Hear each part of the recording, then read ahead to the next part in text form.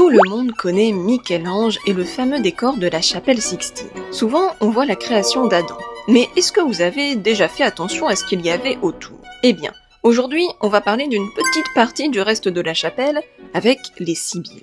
Bon, déjà, contexte. La chapelle Sixtine est construite entre 1479 et 1481. Immédiatement après, son commanditaire, le pape Sixte IV, fait appel à différents peintres reconnus pour la décorer. Mais plus tard, son neveu Jules II décide de refaire un peu la déco et il fait appel à Michel-Ange. Il imagine un vaste programme et décide de placer entre les voûtins les prophètes alternés avec nos chères Sibylles.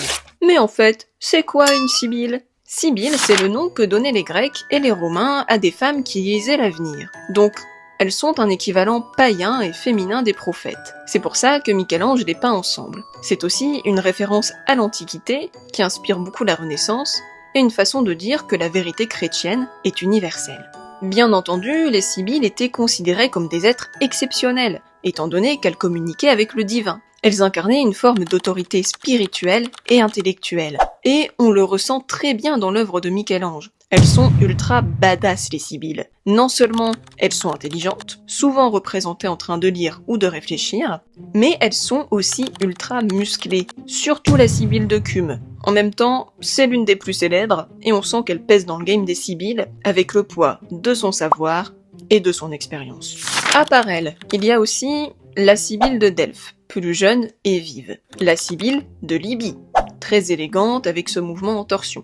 La Sibylle de Perse, plus mystérieuse et austère. Et enfin, la Sibylle d'Érythée, concentrée sur sa lecture. Si elles sont aussi musclées, c'est non seulement pour représenter leur autorité spirituelle, mais aussi parce que durant la Renaissance, on aimait les corps puissants.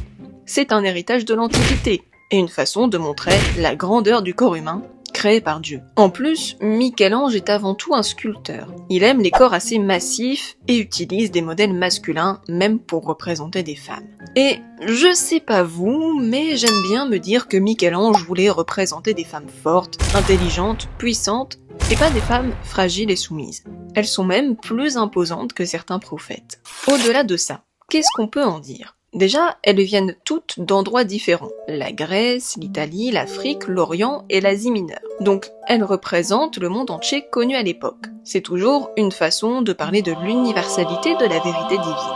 Elles incarnent tout un âge de la vie. C'est donc aussi une réflexion sur le temps, et on retrouve l'idée d'une prophétie qui traverse les époques. Les Sibylles nous parlent aussi du savoir, de son apprentissage qui passe par l'écriture, et de sa transmission. Elles ont d'ailleurs toute une façon de réagir à la réception de la vérité. Pour certaines, c'est plus comme une révélation soudaine, et pour d'autres, plutôt le fruit d'une longue réflexion.